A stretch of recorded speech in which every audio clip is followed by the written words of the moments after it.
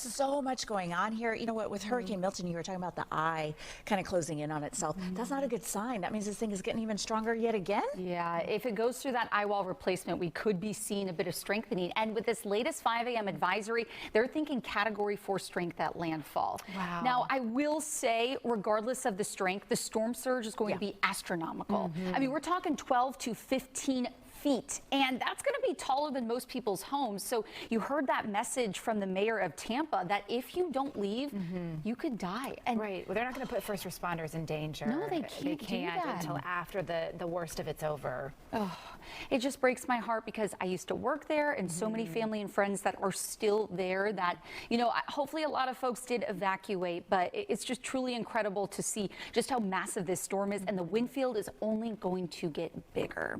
Now, want to take you out to a live look at what we're seeing in Houston. Now, we're on the west side of this storm, so it's all about the dry air. And let me tell you, it's dry out there. Dew point values are in the 40s this morning, and we're going to be feeling this dry air for the foreseeable future. Now, I do want to take you out to what we are seeing across the region. That plume of dry air that's dominant across our state and a good portion of the Gulf. But here we go with Milton. And you can see that there's 2 rounds of convection. So we have one that's out ahead of the system, and that's going to be dropping more rain that is not needed across the peninsula before we're even going to be seeing that center of Milton move in. So we've been monitoring one tornado warning this morning. It was a few hours ago. Haven't seen any. There really aren't the outer rain bands.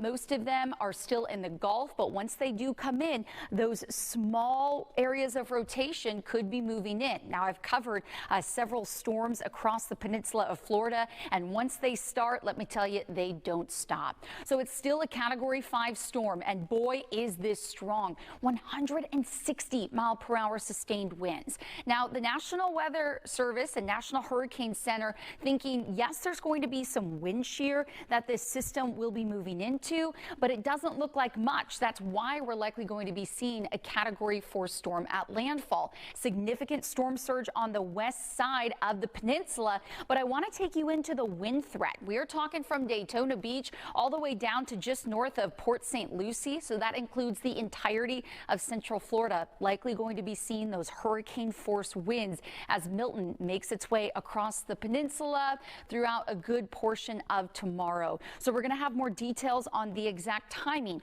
where we could be seeing that landfall, and then an update on your forecast right here in Southeast Texas in just a few. Well, we're taking a live look now from Sarasota, Florida, as the state is just hours away from the arrival of Hurricane Milton. Police in Sarasota are preventing folks from accessing the barrier islands, and they are planning to implement curfews. Time